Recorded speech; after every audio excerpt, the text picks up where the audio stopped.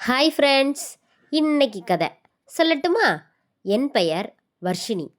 பருவ வயது வந்ததிலிருந்தே என் உடலின் வளைவு நெளிவுகளையும் பால் போன்ற நிறத்தையும் பார்த்து பல ஆண்கள் ஏங்கி போயிருக்கிறார்கள்.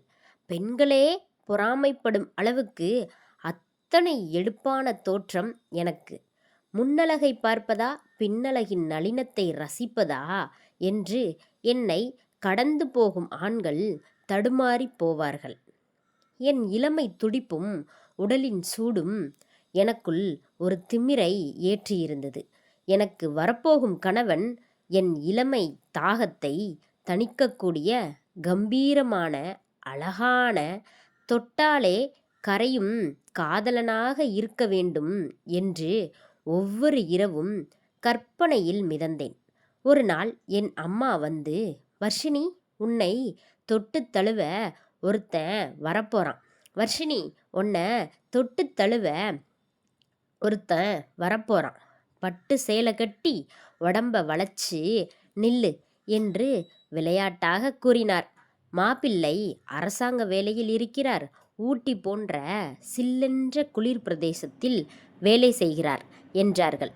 ஊட்டி குளிருக்கு இதமான ஒரு துணை கிடைக்கப் போகிறது என்ற கற்பனையே என் உடம்பில் ஒரு சிலிர்ப்பை ஏற்படுத்தியது. ஆனால் மாப்பிள்ளையை நேரில் பார்த்ததும் என் ஆசையெல்லாம் சுக்கு நூறாக உடைந்தது. ஆனால் மாப்பிள்ளையை நேரில் பார்த்ததும் என் ஆசையெல்லாம் சுக்கு நூறாக உடைந்தது. அவர் கருத்த உடலமைப்புடன் தலையில் வழுக்கையோடு இருந்தார். குளிர்ச்சியான ஊட்டிக்கு இவ்வளவு கருத்த சுவாரஸ்யமே இல்லாத ஒரு ஆளா என்று என் எண்ணங்கள் கசந்து போயின. வேறு வழியின்றி திருமணம் முடிந்தது. ஊட்டிக்கு சென்றோம். அங்கு சில்லென்ற இரவுகள் எங்களை வரவேற்றன. என் கணவர் என் உடலின் மீது என் மீது அளவு கடந்த அன்பு வைத்திருந்தார். ஒவ்வொரு இரவும் அவர் என்னை நெருங்கி வரும்போதெல்லாம் அவருடைய கருத்த தோற்றமும் வழுக்கை தலையும் என் மூடை முற்றிலுமாக கெடுத்தன. அவருடைய தீண்டல்கள் எனக்கு பிடிக்கவில்லை. கருத்த உடலோடு அவர் என் மீது படரும்போது ஒருவித அருவருப்பை மட்டுமே உணர்ந்தேன். ஒரு பெண்ணின் உடலுக்கு சுகத்தை விட மனதுக்கு தேவையான அழகு அங்கு இல்லாததால் என் உணர்ச்சிகள் அனைத்தும் வறண்டு போயின. இப்படிப்பட்ட ஒரு வறண்ட சூழ்நிலையில்தான் என் கணவரின் அலுவலக நண்பர் வினோத் கணவரின் அலுவலக நண்பர் வினோத் எங்களை சந்திக்க வந்தார். அவர் பார்ப்பதற்கு ஜிம் உடம்போடு சுருட்டை முடியோடு மிகவும் வசீகரமான அழகாக இருந்தார். அழகானவனாக இருந்தார். அவன் என்னை பார்க்கும் பார்வையில் ஒரு பசி இருந்தது. என் கணவர் இல்லாத நேரத்தில் வீட்டுக்கு வரத் தொடங்கினான். அவன் பேசும் ஒவ்வொரு வார்த்தையிலும் தொடும் ஒவ்வொரு தொடுதலிலும் எனக்குள் அடக்கி வைக்கப்பட்டிருந்த உணர்ச்சிகள் அணைவுடைந்து பெருகின. உன் கணவனுக்கு அழகை எப்படி அணு அணுவாக அனுபவிக்கணும்னு தெரியல வர்ஷினி. உன் கணவனுக்கு இந்த அழகை எப்படி அணு அணுவாக அனுபவிக்கணும்னு தெரியல வர்ஷினி. என்னோடு வா, சொர்க்கத்தை காட்டுகிறேன் என்று சொன்னபடி அவன் என்னிடம் இருந்த 2 மாம்பழங்களை அவன் 2 கைகளில் ஏந்தி பழத்தின் அழகை அப்படியே பார்த்துவிட்டு அவன் வாயை வைத்து அவன் ஆசை தீர அதிலிருந்து சாறு வரும் வரை அதை ஆசை தீர சப்பிவிட்டு பின்பு அவன் எனக்கு வாழைப்பழம் கொடுத்தான். நான் அதை உரித்து என் கையில் வைத்து விளையாடினேன். பின்பு அவன் பழத்தை சாப்பிட சொன்னான். அதன் சுவை அதுவரை நான் கண்டதில்லை. இருவரும் ஆசை தீர சாப்பிட்டு முடித்தோம். சொர்க்கம் காண சென்றோம்.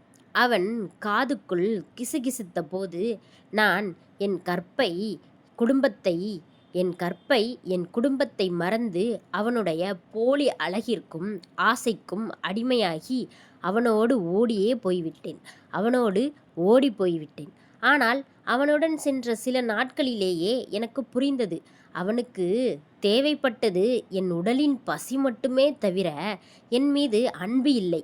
என் உடலின் சுவையை உறிஞ்சி முடித்ததும் ஒரு சக்கையைப் போல என்னை நடுரோட்டில் வீசிவிட்டு அவன் வேறு ஒருத்தியை தேடி ஓடிவிட்டான்.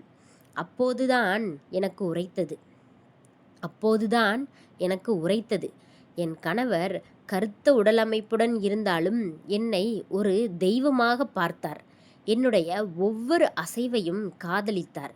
ஆனால் நான் வெறும் வெளி அழகை நான் வெறும் வெளி அழகையும் தற்காலிக உடல் இன்பத்தையும் நம்பி என் வாழ்க்கையையே நாசமாக்கிக் கொண்டேன். இழந்த வாழ்க்கையோடு அவமானத்தில் கூனிக் Rupees குறுகி 160 received on phone pay. இழந்த வாழ்க்கையோடு அவமானத்தில் கூனிக் குறுகி நின்ற என்னை என் கணவர் மீண்டும் தேடி வந்து தன் கரம் தழுவிக்கொண்டார். நான் செய்த துரோகத்தை நினைத்து அவர் என்னை வெறுக்கவில்லை. உடல் அழகு என்பது சில வருடங்களில் சுருங்கி போய்விடும் வர்ஷினி. ஆனால் மனதில் அன்பு என்றும் மாறாது என்று அவர் என்னை அணைத்து கொண்டார் அவர் என்னை அணைத்து கொண்டபோது என் கண்ணீர் அவருடைய மார்பை நனைத்தது.